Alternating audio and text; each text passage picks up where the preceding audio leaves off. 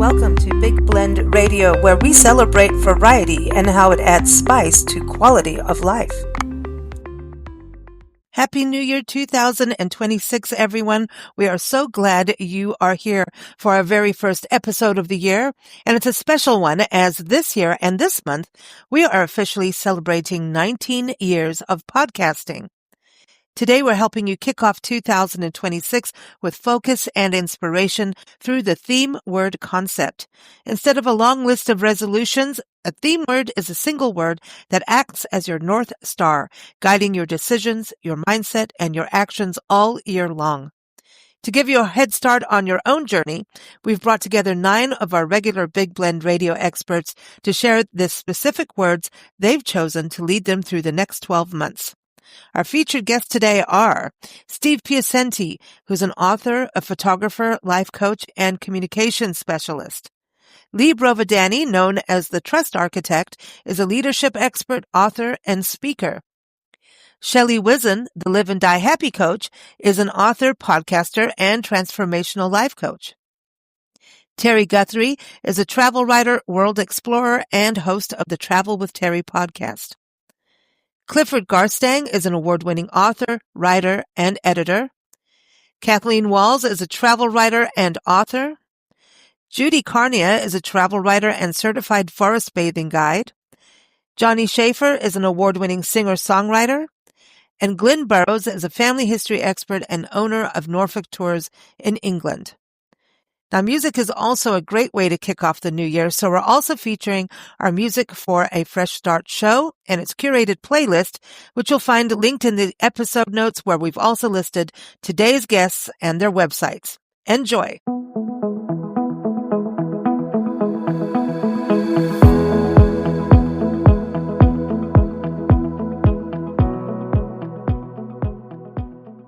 So everyone, we are doing our theme word of the year for 2026, and I'm so glad that Steve Piacenti is joining us with his word, because not only is he an author, he's a former journalist, he works in communication, teaches communication, and he's also an amazing photographer and a life coach. So that means he's overqualified for our word, I think. But you can go to his websites, stevepiacenti.com, and also piacentiphotos.com, as always, linked in the episode notes. Steve, Happy New Year. Are you excited for a new year? Do you get excited? Happy New Year, Lisa. Yeah, the one caveat, yeah, the answer is yes.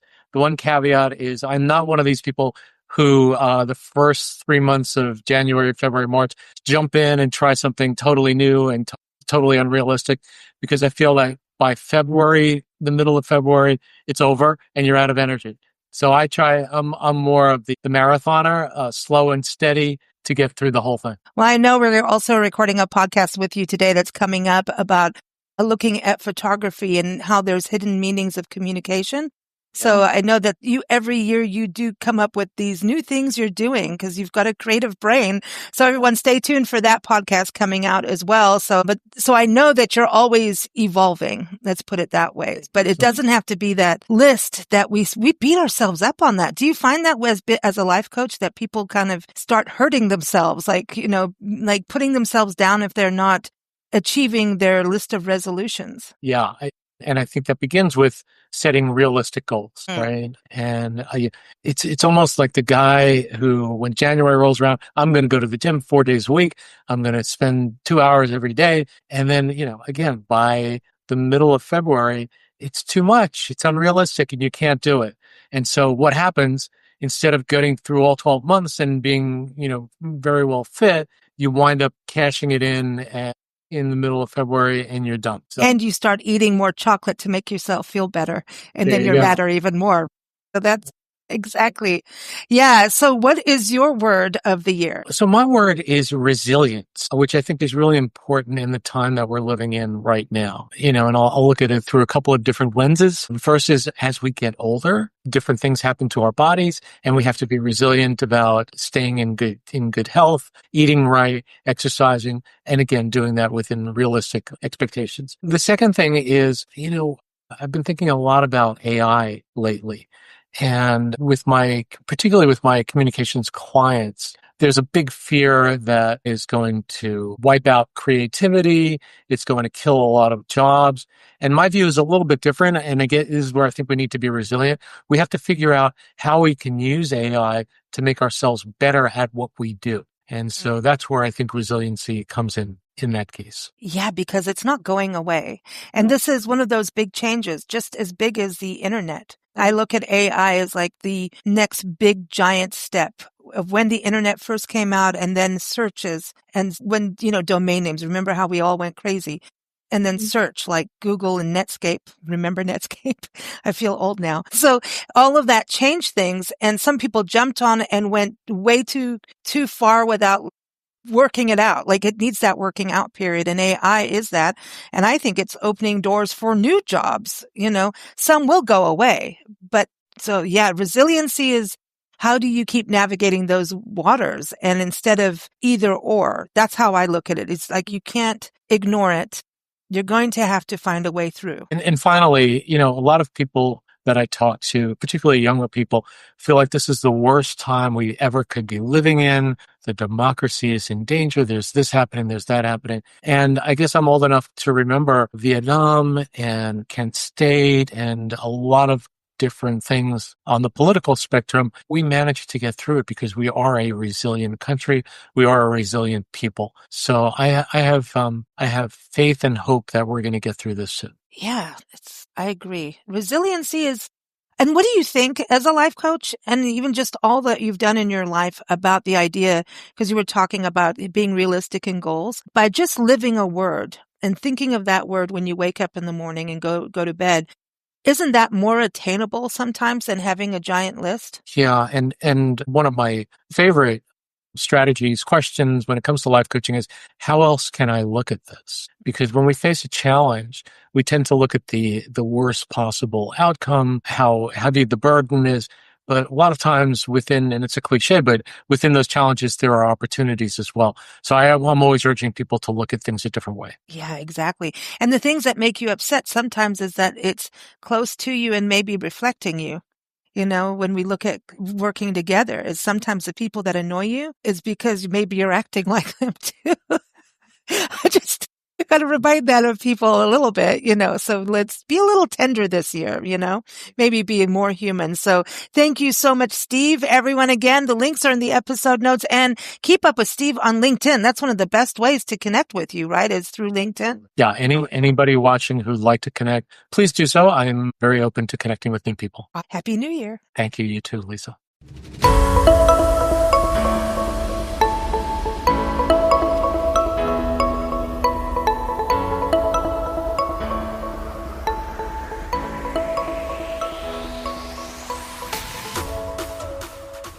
So we're talking about the word of the year. And of course, we've got Lee Brovadani back here with us. She is known as the Trust Architect.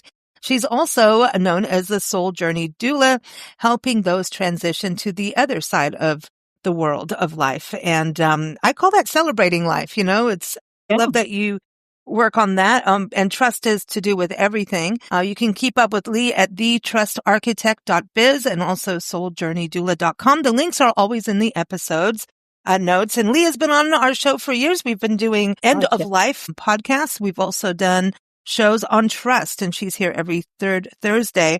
And so I wanted to ask her about what's your word of the year. And I thought she's going to go trust, but apparently she's got something else in mind. What is that?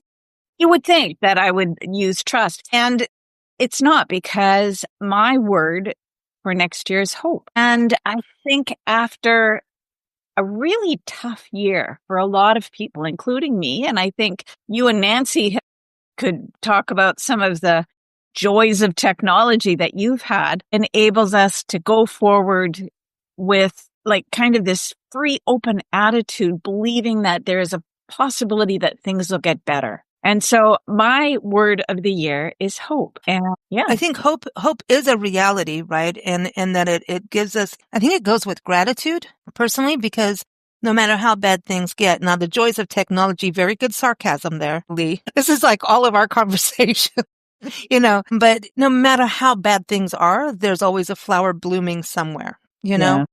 there's always something to be happy about. And I think that is the foundation that hope is built on, so that hope crosses into something tangible, reality of more joy, more happiness, success, to improvement and betterment. And I love that you're using this word, because we do need that. I often look at people that really go through hell, like, how do they keep going? How do they not just say, that's it, I'm done, I'm out of here, kind of thing? Some do, and the ones that survive. If you look at Viktor Frankl, Search for Meaning, what kept him going when he was at his lowest was this belief that things could get better. So there was a lot of hope there. And I think that's what I believe too, is that whatever is happening right now, it's temporary. At some point, it's going to change. And my hope is that it will be for the better. And there's been a pendulum swing pretty far to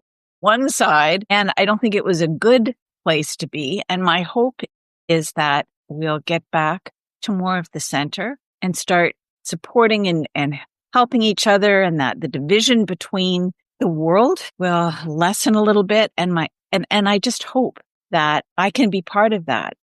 Mm-hmm. And I can start putting more positive things out there, and the things that I say and the things that I do. And I just want everybody to believe that we all have a role to play. And the role is to bring more happiness, joy, trust, and goodwill to the world. Wow, it sounds like a Christmas carol. But that's my... I know. Well, happy New Year's Day, actually, everyone. We can still play Christmas carols on New Year's Day if you want. But I think your one book really leads to this, and it's Trust Me, Store Belief and Confidence in an Uncertain World. And I think that's a perfect book that goes with hope. But I am going to go back to the trust factor here, because I think with hope, right, to really go for it, you have to have self-trust to know that you can weather storms. You have to trust yourself to navigate the waters, no matter how bad it can get. So I feel like you'll have more hope if you have more trust in yourself. Yes, and that's where it has to start. How can you possibly know whether or not to trust someone else if you don't trust your own judgment? I mean, it makes sense to me. Hopefully it does for everybody else. Man, this is very good. So everyone, there's also the book Trusted, Secret Lessons from an Inspired Leader. I encourage you to get it. Go to thetrustarchitect.biz. It's that beginning of the year. And if you want to learn about trust in your professional world and in leadership, these books will help you. And Lee also speaks all over online. She does coaching online and workshops online, but also goes on cruise ships. And I know she likes to travel. So I'm just saying you can call her up and just put her up in a really good hotel too. It's just, I think, that's the cool thing is you also do cruising and do speaking on emotional intelligence. So hope is all part of that. Website too. It's Lee Brovadani Speaker, and it's my cruise. It's a new website around speaking on the cruise ships. Kind of a little bit about what I do. Very cool. So everyone, LeeBrovadanisSpeaker.com, and there it is. I'm looking at. Oh, look, you're in a porthole. That's it. I love it. I love it. So everyone, you can check that out. The link is in the episode notes. Thanks so much, and Happy New Year's, Lee. And to you too, and to everybody.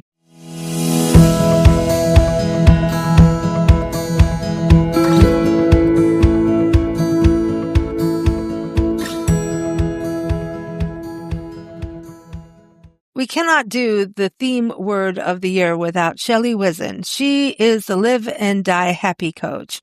She is a transformational life coach that has a podcast with us here on Big Blend Radio every first Sunday. She's done so many shows talking about themes of the month, holidays of the month. January is National Soup Month, and I know she has something for that too.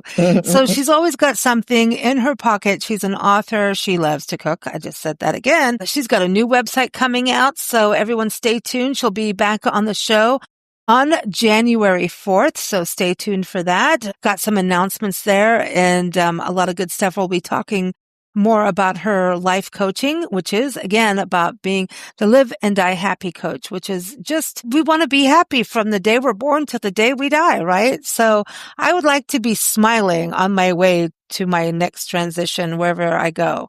So I think this is a very cool way to go. way to be and to go, right? Shelley, welcome back. How are you? Thank you. I'm happy. Oh, well, that's good. Gosh, don't we want to be? I know we want to be happy as we arrive and as we leave and during in the middle That's of it right. all. That's right. You know, as much as we can, even though there's hard times, there's always a moment of happiness somewhere. So, you know, I think even when I look back in life as something as so dire as what Anne Frank went through and how she wrote, and I think she found some form of happiness, and we don't want to say happiness during war, you know, a world war, but she found solace. She found something in this just horrible life, right? At the time that she was there, and look at what she did for so many people by writing, right? So I think when we look at life as how bad it can get, we always have that glimmer of joy somewhere that we can find. Absolutely. Yeah. So what is your word of the year for 2026? My word is happy. And why did I pick that word? I wonder why. Well, you know what? For a long time, the word happy, it felt small or too simplistic or even a little suspicious. When you ask somebody how they are and they actually answer happy, it's like, oh yeah, right. Not everybody's happy, right? But the word happy is not something like you're supposed to feel all the time or chase without ever quite catching it.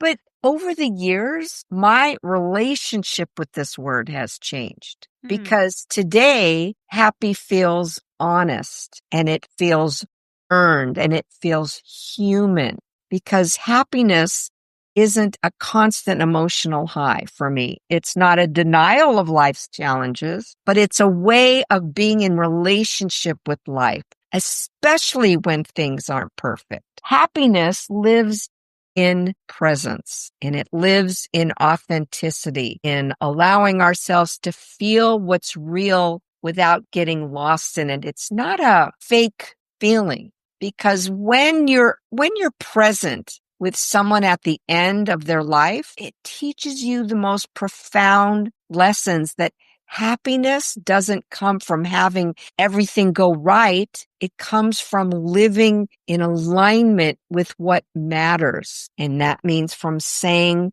what needs to be said and from loving fully while we're still here. Does that make sense? Yeah. I think to me, like I said at the beginning, it's like we have to find it, and happiness can just be. I saw a flower today when it's winter, in the dead of winter, a flower bloom. You know, I always go back to that because it's actually a very real thing that happens, and you're allowed to smile in the worst times. And doesn't it tie into gratitude? Totally. And go ahead. No, you go ahead. I was just going to ask about what I said about Anne Frank. Is that a bad example or a good example? Because it's a touchy subject, but I feel like she found happiness by writing. She was able to save herself from misery, like total misery. And remember that movie, Life is Beautiful? I love that movie. When the father was looking out the window and he wouldn't let the son look out the window, but the son was asking him what he saw. And he came up with this whole new world that he saw and that life was beautiful out there. And so the son had his own world inside because those moments of quote happiness, they show up in the ordinary moments. It's sometimes we rush past those moments so fast that we actually forget that we're actually having a meaningful conversation. For me right now, I feel so happy to be able to connect with you, which you are such a brilliant woman, Lisa. And what you and your mom have done in creating this Big Blend radio with so many facets of life coming together under one roof, pull in the happiness from everybody's everything. You create those meaningful conversations. You share those laughters, those moments of laughter. Even in the quiet moments, there's a feeling of being alive that you share with other people in so many in music, in national parks, in cooking, in wine, and this, and so many different things that you bring together. To me, that's happiness. Look what you've done. Well, here's the reason why. If you find the happiness, you'll fight for the happiness. You'll keep it around because it's what we're here to be, and then I think sometimes we forget it. And when we let go of happiness, that's a long road that is hard to get back sometimes, believe it or not. It can be. And so I think that's why you exist, is to remind us and tell us how to get it back. And then once we get it back, we here at Big Blend are ready to go, this is how you do it. Here's what you can do. You get us back there. And then here's the avenues. Is it gardening that makes you happy? If you are into gardening, we'll show you some, expert authors who will teach you how to do that if that's what you want. But you're tapping that in. That's the importance. And no matter what life gives you as a challenge, happiness is, you can find it. You can find it any single day. It's up to us to be conscious about it and have that as, and I think sometimes when you were talking about the thought of happiness, I think it was kind of like frivolous. You're being frivolous, wanting to be happy. And you need to be the Anne Frank. You need to be depressed. But Anne Frank knew, I'm a young girl and I need to do something she kept her mind occupied and wrote so she didn't go into depression. And yet she was going through. Of course, you're going to be depressed about what's going on and scared, but she channeled it. Happiness allows us, if we just go, hey, happy, which is why I like this theme word of the year. And so many people I know do it. And I was like, we got to do this year, because if you focus on one theme, I feel like that's an achievable thing instead of like a list of 20,000 things to do that actually cause you misery if you don't do it on time. It's another set of stress. And I don't think that's what the New Year's about. You're supposed to go, okay, clean slate, let's have fun. But I don't think we need a list of stress. I don't. I hate the whole idea of New Year resolutions. I really do.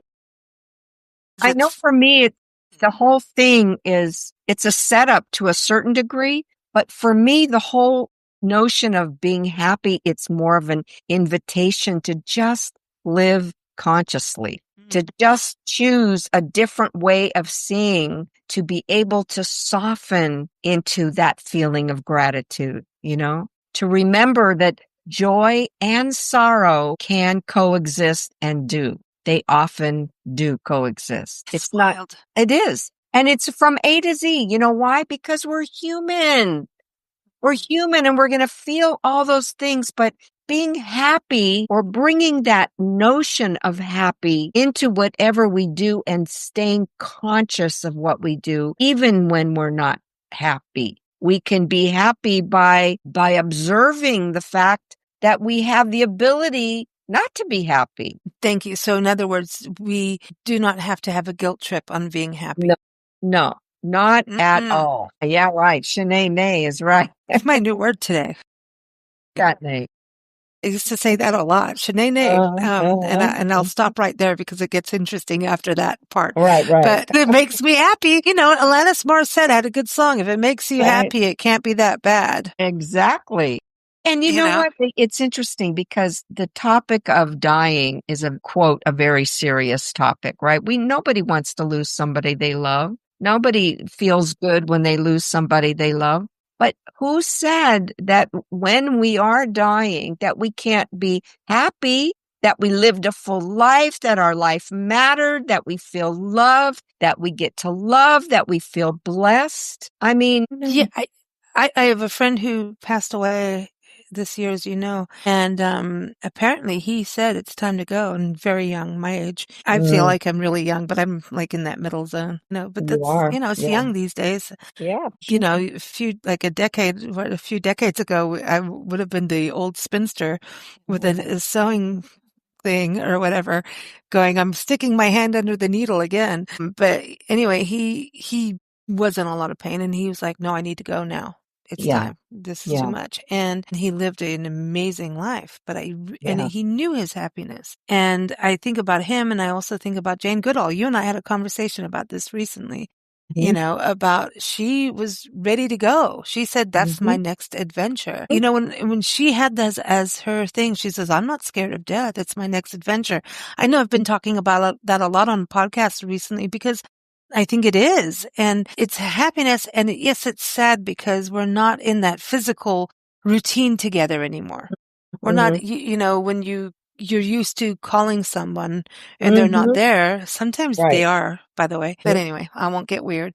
But when someone or even an animal passes, a pet, there's this other joy you get of signs and symbols and connectivity. And in other words, you can have these conversations with them and they appear in your dreams. Sometimes you get pennies from heaven, as we all know. Sometimes you'll see something that reminds you of them and you'll go back in memories. And it's funny how you may have had some big arguments with people that you love, right? And then when they pass, you're like, oh my God, this is the worst thing. And then once it eases into the new way of them being there and you being here kind of thing, all you remember is the joy more than the angry. The energy of the angry or the tumultuous goes away. And I think people are always scared of that too in dying. We haven't done a show on dying yet with you. We should do that. Oh, yeah. You know, it's one of my favorite topics. Yeah, we'll have to do that. But don't you, I think it's a new place. So happiness can be on the other side of grief. And grief takes 10 years. It takes so long. And everyone's different. But I think there is some joy that comes through grief, is what I'm saying. For me, when we feel that deep loss about somebody that we loved, it means that we were capable of loving that deeply. Yes. And that is a gift. When you think about the ability to love and to be loved and to be loving, that in itself is a gift. So not to take that for granted, because the loss means that we love. Yep. That whole saying, it's better to have loved than never loved at all. And, I mean, that's a Stevie Nicks song. And then there's like quotes from that from ancient poets anyway. But it's true. And it's so true. It is better to have loved. And if you hurt that much, even if it's a loved one, like that breaks up with you and you pain over it, you knew you cared and you had these magical moments. And sometimes it's just run its course and you fell together. You got together over something joyous. Yes. Well, that's how that's how people come together to begin with.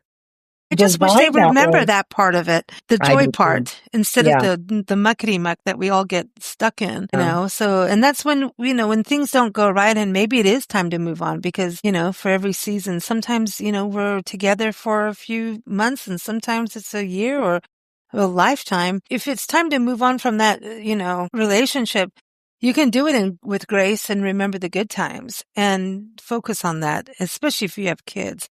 I hope people do more of that. And I think we're getting better at it. I mean, back in the day, if you got divorced, oh my God, you dirty souls. Right.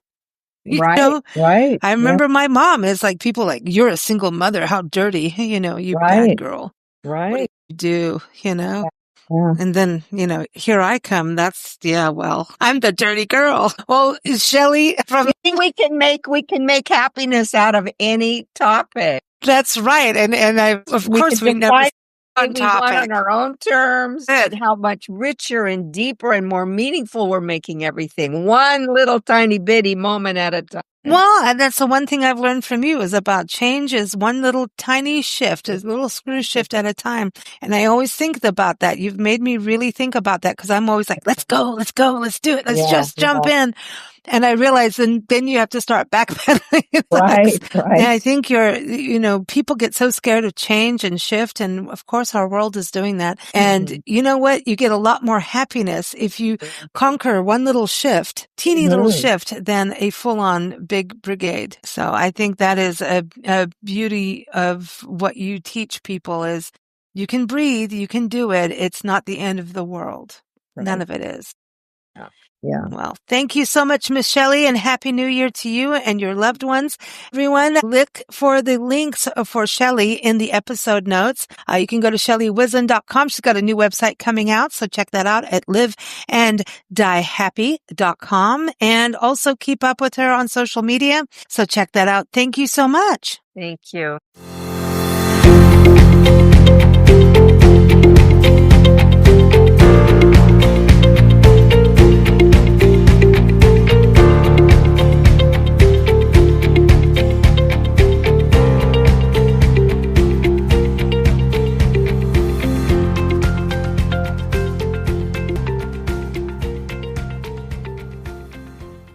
so exciting about thinking of a word that sets the theme for a new year. And it is the new year. So once again, Happy New Year, everyone. You know, Travel with Terry is a podcast here on Big Blend Radio, and she is on every second Tuesday. And, you know, she's been on so many different shows with us here on Big Blend Radio, and she travels all the time. So many shows over 2025 with her. She was recording them on location all over the place, from Dallas to, I think the first one she did on location with her husband, Ron, was on a windjammer on the water in Maine, on the coast of Maine. I mean, it's like, all right, if you're going to start off that way, we're off to a good start. And boy, has it been fun through 2025 chatting with Terry. But I'm very excited to hear what her word for 2026 is. So Happy New Year, Terry. Thank you, Lisa. Happy New Year to you and all our listeners. And I'm so excited about 2026. And do you want to know my word? Yes, I do. And my word is, well, actually, it's a number. It's 66. That's a word. Got to put a dash in there or a hyphen. Let me get that correct. Since we're magazine people, 66. And you're saying this on the first day of 2026. And your That's next right. episode of your podcast is on January 6th, 2026. We got to be careful with these sixes though, y'all. Well, it goes on and on. Let me tell you some more. And tell you the reason why I picked 66. So as a matter of fact, I just turned 66 on December 6th. And I'm excited about the epic centennial celebration of Route 66. And I'll be completing my last section of Route 66 this summer. And then on a fun side note, I'm one of 6 and I have 6 grandkids. And I'm sure that I'll be visiting at least 66 destinations in 2026. You're making me tired, but very excited. You know? So how about that?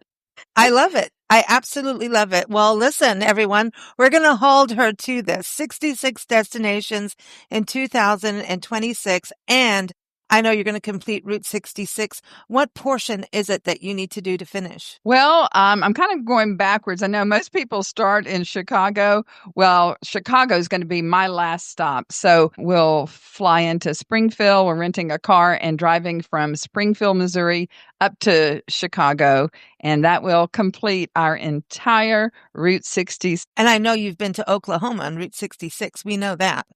Exactly. I'm actually in Oklahoma City right now, and I'm a hop and a skip from Route 66 as we speak. Love this. I love this. Well, everyone, you can keep up with Terry at travelwithterry.net and tune in for her shows every second Tuesday starting January 6th in 2026.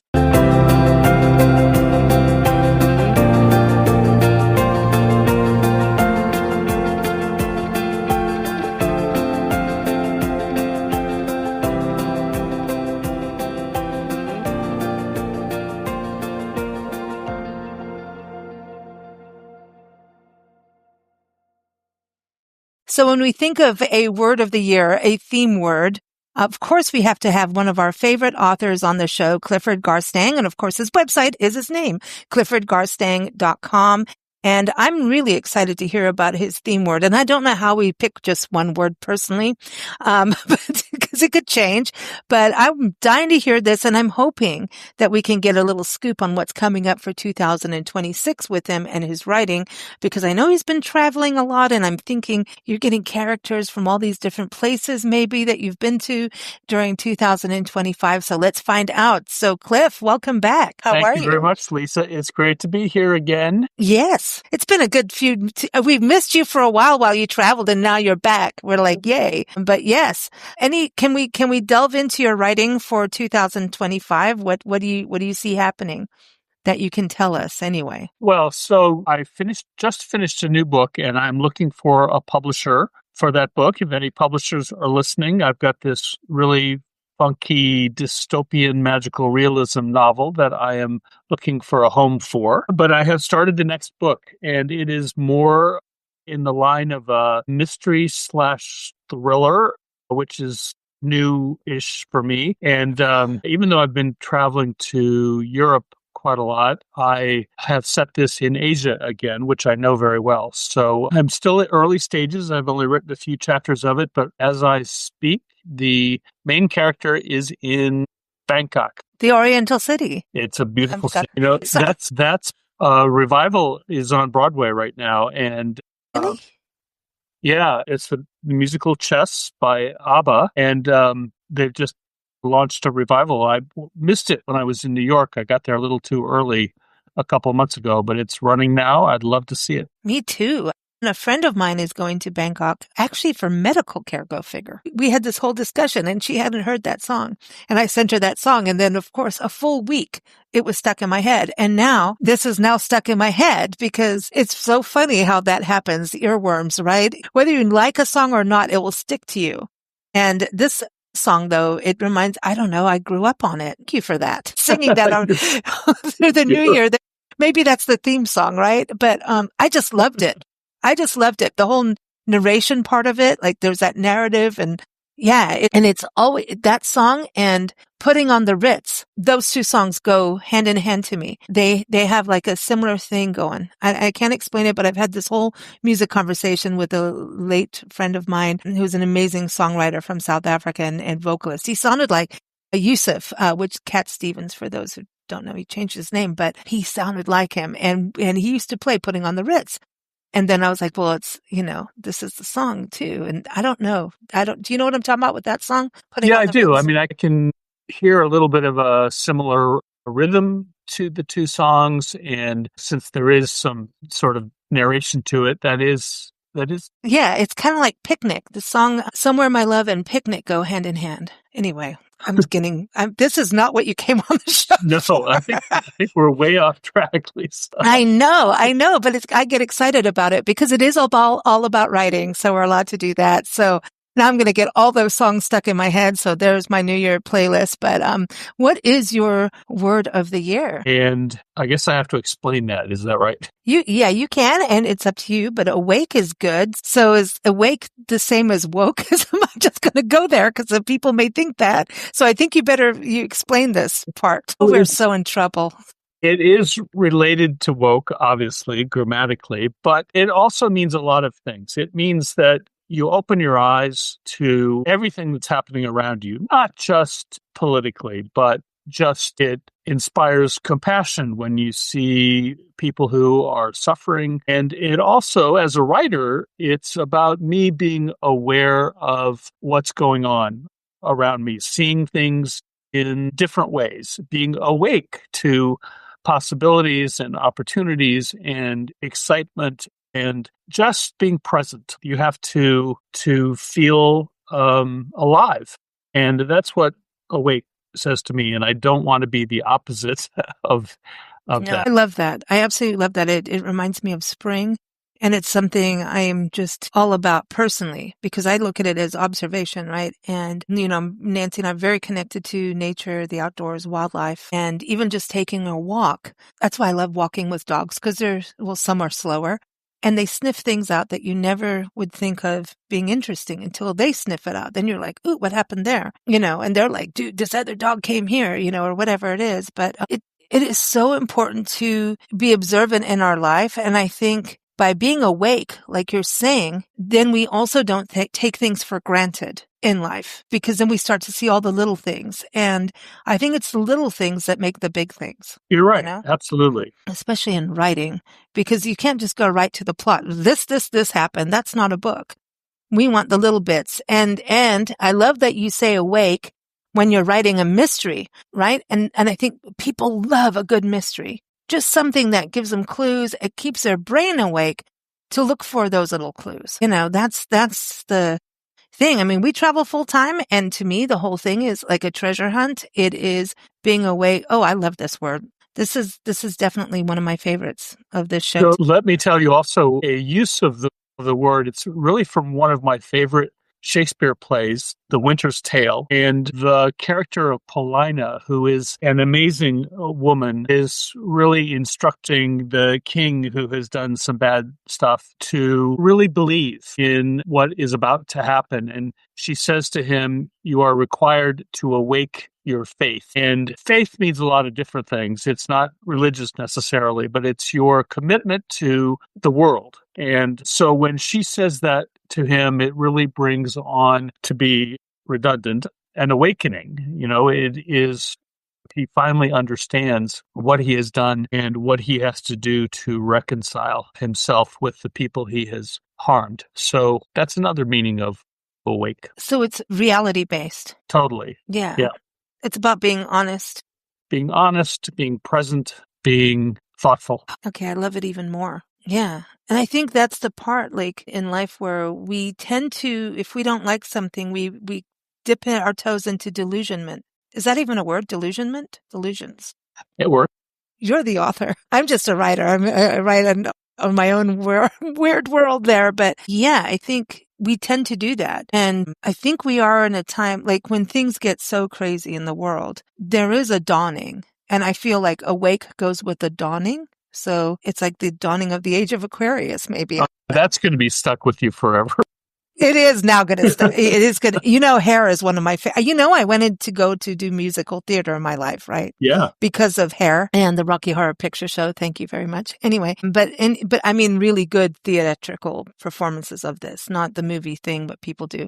So Hair, like it is about the dawning of Aquarius, and it's like the age of Aquarius. It's this dawning of wake up and embrace it. And how can we elevate, right? Because you don't want to be stuck in a nightmare. So you could be awake in a nightmare, but how do we get out of that and still be true and honest? So we can't bury our head in the sand is my way of putting that, Yep. Good job, Cliff. My gosh. Awesome. Everyone, CliffordGarstang.com. He's got so many books there, short stories, novels. And I think one thing we can do this year is maybe read some more, listen to more music, read some more, delve into the arts, go to the movies, go to a play, go to a performance, go to a reading. And I think that may help us stay awake. So thank you so much, Cliff. My pleasure, Lisa. It's been great. Happy New Year. Same to you.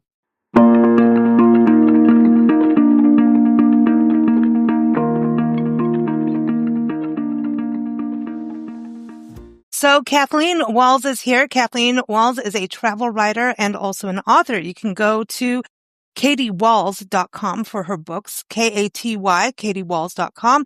And then American Roads. Am I getting that right, Katie? Yes, you are. American Roads and Global Highways. That's it's AmericanRoads.net. Net. That's right. So we're doing our word of the year. A lot of people do this to set the tone for what they're going to accomplish or enjoy in a new year. And so what is your word of the year? My word of the year is gardening. I'm really getting into it, and I'm starting early with the winter garden. A lot of good reasons for it. One was it takes me away from my computer for a little while, which I need to do every now and then.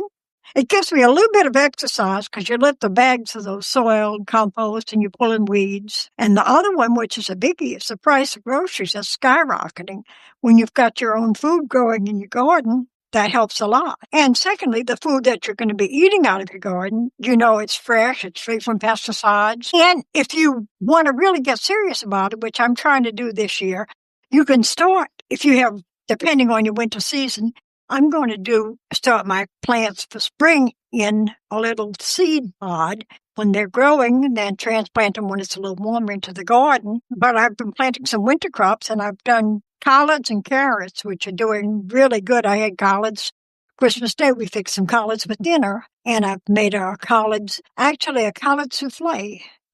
The big trick is you've got to cook them a long time. But it comes out pretty good, very similar to spinach, which also will grow. Most greens were all winter crops, so it's a good winter crop. And being in Florida, that helps. But you're in Florida. A lot. We do get cold. Tonight it's supposed to get very close to freezing, and I've got a little mini greenhouse made out of it. It's an old grocery rack that was thrown away, and I salvaged it and have it covered with some plastic to kind of keep I have tomatoes growing in it, actually. They just won't turn red yet. I guess it's because it's been so cold, but they look pretty nice and healthy, and I'm hoping that they're going to eventually turn red. And then I have a bay window, and usually in the winter I'll bring in, I had a bell pepper plant that survived for about 5 years. I bring it in when we get freezing weather and put it in my bay window, put it back out when the sun came out, and so it's the last 2 years it didn't make too many peppers, but I got at least 1 or 2 peppers right off of it. Worth it. Own food is worth it. It's we should be putting this on our garden gossip show. We have our gardening people. We love it, and it always tastes better. And you're eating you're eating off of your land and your body. Well, and it's something, and of course, with the price of groceries, I was shocked when I went last time I was in Winn-Dixie, and Publix said the meat. I mean, it was like $14 a pound for bones. I mean, even everything, produce and everything, not just the meat. And I'm not about to start growing my own meat. I can't eat animals that I have named for pets. I know. Well, Katie, thank you so much. I think this is a very inspiring word, and gardening means, you're taking care of your body, you're taking care of the land and the food, and I think it's fantastic. And you're going to have to send us photos as you keep going over the year. We want to see the garden grow. So I love this. And thank you so much for having me. It's always a pleasure.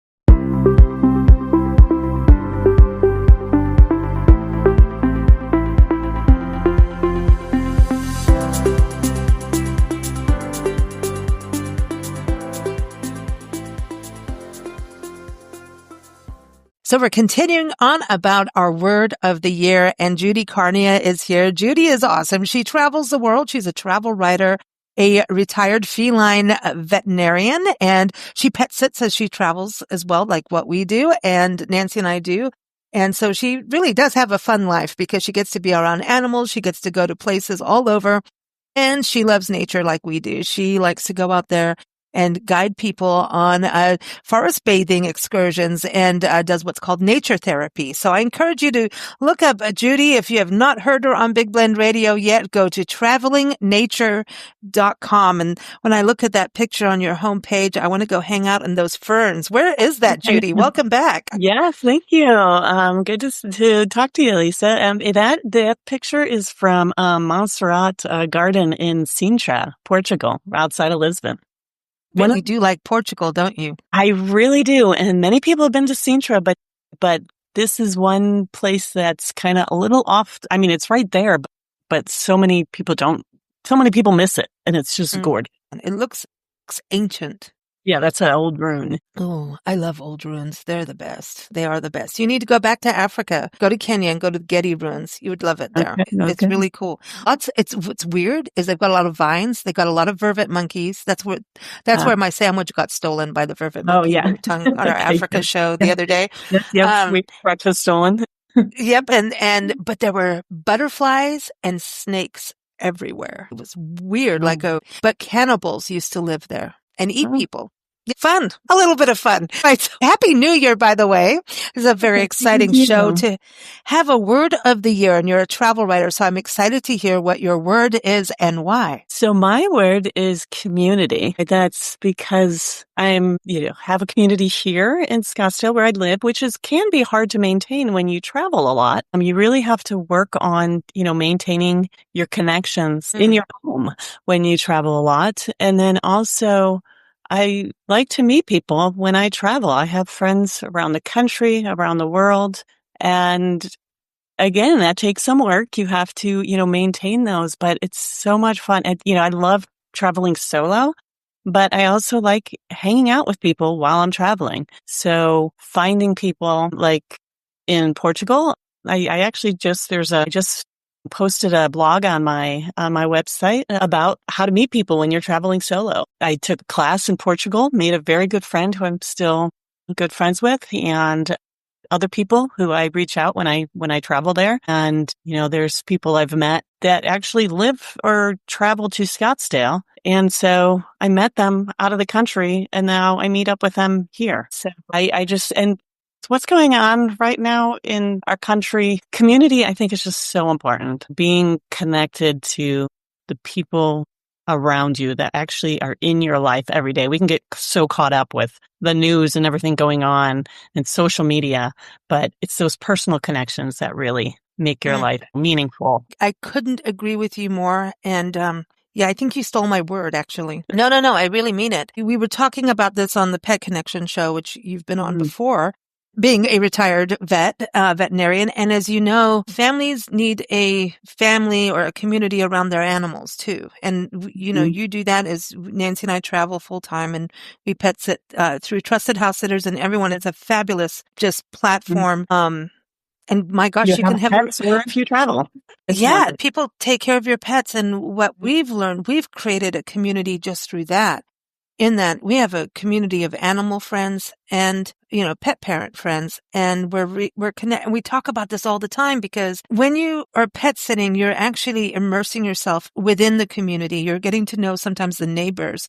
Things happen as you travel, like, hurricanes and stuff. And we've had to sometimes hang out with the neighbors on things, and you get to know what it's like to live there. You go to the grocery stores, you're kind of living like a local. And I also see a trend. So for us, we're creating a community, our own village across the country, because we're connecting over the love of animals and the love of travel, which are two very heart-opening things. So you kind of take biases outside and get rid of them, because as you do these kinds of things and travel gets rid of the bias as well, then I feel like we're getting this community of compassion. What would you say about that? Yeah, that makes a lot of sense. Yeah, I mean, even I don't meet the people that I pet sit for, but our interactions, we chat ahead of time and then, text back and forth.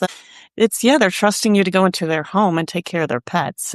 And I'm trusting that there's going to be a safe place for me to stay. It is an interesting, wonderful, whoever thought that up and created this web, community or whatever. It's just incredible that you can do this, that I can go and stay with cats. You're saying with cats, so you don't have to have the pet parents there. Now, we do a lot of dogs and rescue dogs and cats and donkeys and turtles and snakes.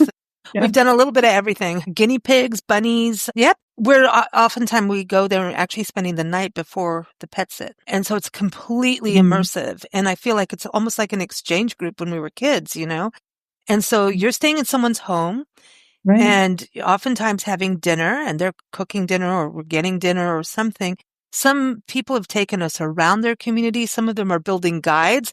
I didn't want to get into the whole pet sitting thing, but to me, this is like a different way of travel that has given us this community. And when things go right or wrong, it's amazing to see people really step up and be kind to each other. And we share things, we leave things for each other. It's just wonderful. And the other part of why I really love this, because you did steal my word, so I'm talking too much. Sorry about that.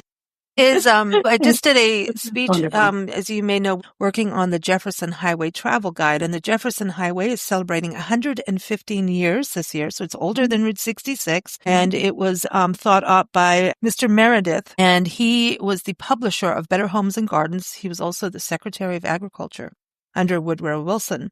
And he wanted this highway, and it goes from Winnipeg to New Orleans, to get people to travel this. And you've got to think, this is back in the old school vintage cars that we didn't have as many gas stations, and there were tourist camps and old historic hotels, or what is now historic. But he wanted it to have people travel to small communities that were farming communities, still are, to learn more about that. And now it's having this revitalization, and I actually did a speaking engagement at the conference this year, really talking about how, like the guide and everything, but how it's about creating a corridor of communities to support each other. And it really is that when you look at highways and things like that, is, when in tourism, it is about community. And when we travel and want authentic experiences, I think, don't you want to go to things that are like a community event?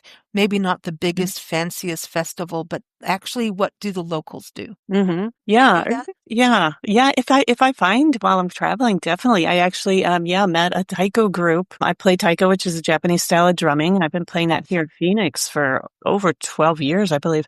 And there's a group in Lisbon. So when I was going to be spending time there, I went. There was a Japanese festival. So I went and I met them and then took a couple classes with them.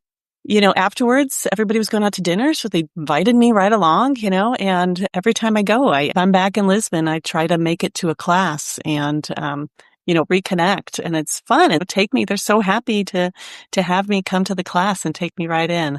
And even just things like, going to a local restaurant when you're traveling. The waiters or sometimes you meet the owner, because it's a small place and you're talking to the owner and everybody's just, if you're open to that, if you're not, trying to avoid talking to people or whatever, if you're there to meet people, it's people are really very friendly. When we were in South Africa, I mean, it was amazing how friendly people were. And, even just people, we stop at a gas station to get some snacks and they're asking us, oh, where are you from? And how are you enjoying this? And what are you guys going to do while you're here? And it's just, if you're friendly and open, you just meet the nicest people when you're traveling. So that's an interesting thing. Do you think part of it is also that you are doing solo travel? So sometimes when we travel in groups, I just want to say, I think we're talking amongst each other instead of actually talking to the people that we're meeting.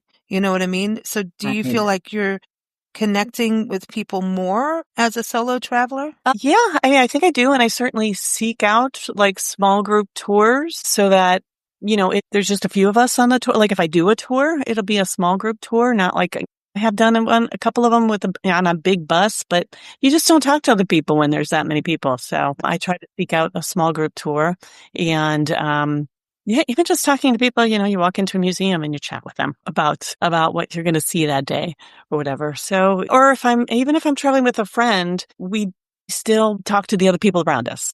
We're not just completely engrossed in just talking to each other. We're looking for experiences outside. That's awesome. And building like Instagram. I know people some people don't like social media, and I'm on Instagram a lot.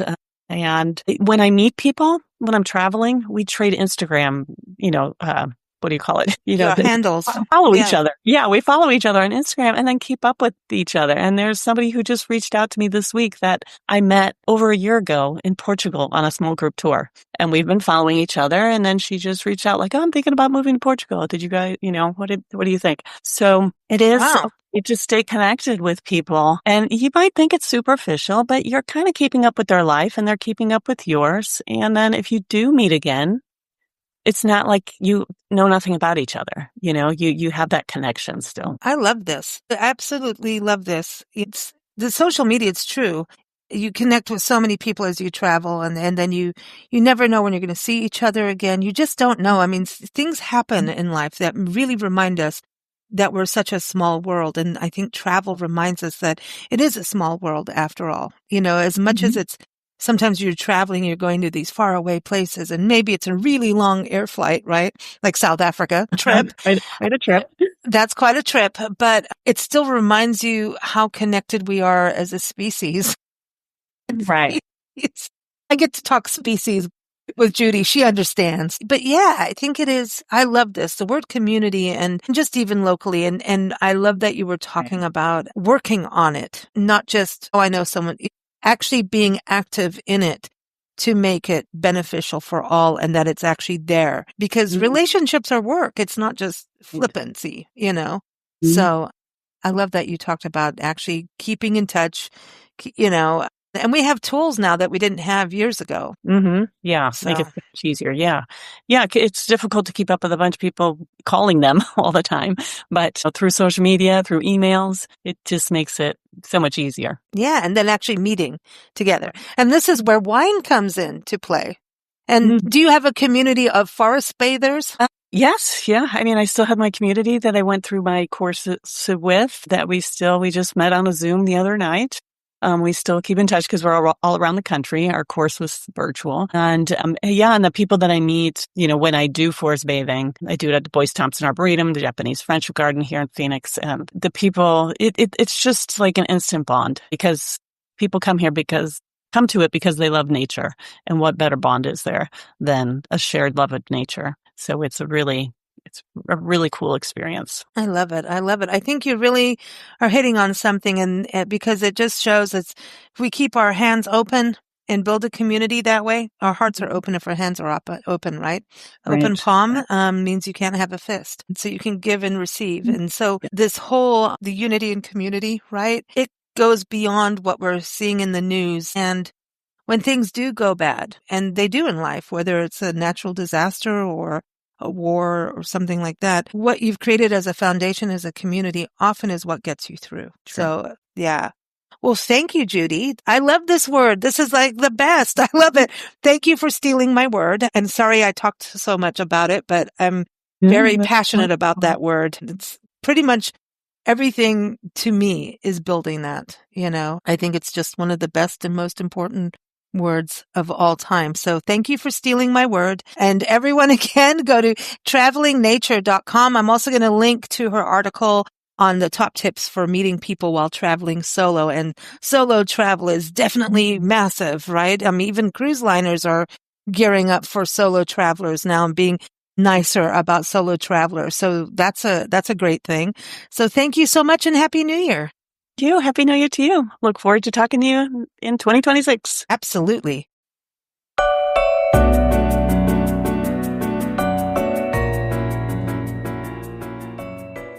So Happy New Year's, everyone. Word of the year is a big deal. This is something a lot of people write their theme and use that kind of their theme to guide their direction for 2026. Sometimes it's all hopes and dreams, and it sometimes just feels better to have a word to live by than this huge book of resolutions that make you sick every time you look at it. This is what the show is all about. And we've got Johnny Schaefer here, singer-songwriter. You all know him from shows. He's on every first Sunday on Big Blend Radio. So check him out at hearjohnny.com. But we want to hear from you, Johnny. What is your word of 2026? Well, hello, everybody. And I'm looking forward to this new year and the big blend that all the different things we're going to blend this next year. I first was thinking about authenticity, but I think that's the word that we used a lot this last year. So then I just was thinking about the state of things and I'd settled on love. So I think for me, if everyone came from a place of love in everything that they do, love for each other, love for our planet, love for our country, love for the things that we do, coming from a loving place of gratitude, it just really would be a different world, I think. So that's my word, is just love. Awesome. Well, Happy New Year, and may you have lots of love in your life, Johnny. You too.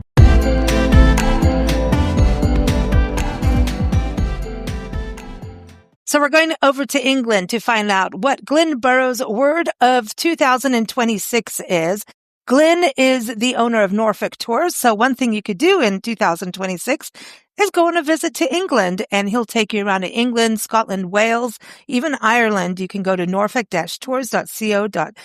Did I get that all right? I think so. And Glenn is here on Big Blend Radio every third Saturday and on other great shows like today's show, all about the word of the year. So Happy New Year, Glenn. Mm-hmm. What is your word of the year? Well, my word has to be gratitude, because I'm grateful. Well, number one, I'm grateful that I'm here still, because a lot of people are not when they get to my age. And I've still got all my faculties at the moment, and I've got my lovely family around me, and I've got a roof over my head and food in my fridge, so I'm so grateful that I'm one of the very few in the world, really, who have got everything we want. We just flick a switch. We've got electricity. We turn on the tap. We've got water. We've got food coming out of our ears. Well, sometimes, and generally speaking, we don't actually need anything else. So I'm really grateful. Gratitude is my word. Well, I'm really grateful because I have pizza coming out of my ears right now. I had to go there. But did you have cheese scones over the holidays? Diane made some for the Boxing Day lunch, and we've still got a couple sitting in the cupboard. So I might just have one of them for my tea tonight. It's something to be grateful for. I'm suddenly thinking a cheese scone with freshly cooked, sizzling bacon inside of it. Just want butter. You just want. I know. Every time you just no. You ruin it. Why ruin a good thing already? You don't want to put anything else on it. See, you're grateful for the basic goodness of a cheese scone. Cheese scone and butter. That's all I want. I love that. And you got to be grateful for all the guests that come over to visit you too. Oh, absolutely. And take around. I mean, is in fact, exciting for you? Hang on. Where am I? There, that side. There's one there. Look, when we were going over we were in London at Hampton Court. There's one of my guests. She's just standing there. She had her walking poles, and she was strutting it out all around Hampton Court Palace. So yes, I'm so grateful that I meet so many really amazing people, and I'm so fortunate that I spend time, and I mean real time, with people so that I get to know them and they get to know, and we keep in touch. You know, I get an email or a Christmas wish from people, or we catch up on WhatsApp or whatever. It's just, I'm just so grateful that I've got this life. Well, I also think that people that come to England through you, especially those, you know, it's like it may be their one big trip to England. They've maybe saved up for it for a few years, and then they know someone's going to take good care of them, that they're going to have a real experience, very authentic from an English person who's going to take them around. But also, I'm going to say, I think one of the amazing things you do is connect people with their family history and their ancestry, their roots. And I can imagine how those, you know, those wonderful clients of yours that come over, how grateful they are of you for taking them to places that they may not have known about of their family, found hidden records, all that with all the genealogy work you do. So I think that's got to be a good feeling when you connect people, because apparently people cry quite a bit when. Oh, yes. I mean, emotion is another thing that I love to see, and I love to be there when people get that real emotion. Because, you know, you can't make it happen. It only happens when it happens. And to actually be the person who can hand that to somebody on a plate, you know, and say, well, here is your ancestor or whatever, or this is the house they lived in, or this is the pub that they would have drunk in, you know, or here we are and we're actually standing beside their grave. You know, it's actually making that real connection. And, you know, you can't make it up. You can't make it up. And I am so grateful that they are able to share with me their emotional journey, because, you know, it's a very personal journey. You know, it's not, you know, how many people can actually cry in front of other people and feel comfortable, you know? But I do get my guests and they cry and they. Do you have tissues in your van? Like on the dashboard, I feel like you have, and then between the seats, I feel like you have boxes of tissues everywhere. I've got the little packs of tissues if they need them. But, you know, it is just such I don't know, it's a real connection to be able to be openly emotional and feel comfortable, because, you know, people say to me, oh, you know, I feel really silly that I'm crying. Not at all. It's real, you know. This is real life. Isn't it weird how life can do that, where you wake up one day, you do something, and next thing you know, you're attached to someone else you don't know, and you're sharing a very big moment. Yes. I had that emotionally. I had a group of ladies over from Singapore once. They weren't here for family history. They were here on a spiritual journey, and they wanted me to take them to places that were really spiritual in England, like, you know, some of the big monasteries and abbeys. And I took them to York Minster. I took them to Walsingham Abbey, which is a ruined abbey. And one of the ladies there, she was, I hate to say, but she was really special. She had a feeling, I don't know, she was special, this lady was. And she shared something with me, and I cried. And in fact, I'm welling up now because I remember that raw emotion. She was as if she was telling me about me, and it was she's like psychic. There was something really special about this lady, and, you know, real emotion, and to be able to be comfortable in the moment is just something that is special. I think we have to be one with ourselves to be able to be open in those moments when they arrive. We have to be open. We have to trust ourselves to be open-minded and open-hearted, to be able to, is it open-hearted? Is that a word? Who cares? It is now. It's my word. But to have an open heart and an open mind, we hear those terms all the time, but not open-hearted. I don't know. It's going to bug me now. But to have that at the same time means you have to trust yourself and allow yourself to be vulnerable. You have to be comfortable in your own feeling, you know, and accept however you're feeling, because that's how you're feeling. That goes with relationships with people, like you're saying, somebody you don't know, you have this precious moment with, and then there's people that we know for years that we never have those kinds of moments with. But everybody's part in our life. It's this, you know, we think about the world spinning on its axis, right? Which is insane. Right. I know Yeah. the flat earth people don't Yeah, get yeah. it, but Okay. that is something there. I'm not grateful for them. Just kidding. I'm just kidding. I'm grateful they're there because it makes us look deeper, right?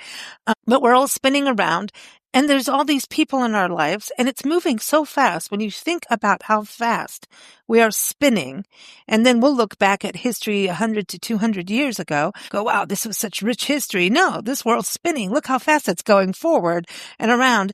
And then that means we're all spinning in this little ball that's fragile as can be together. And we are united that way.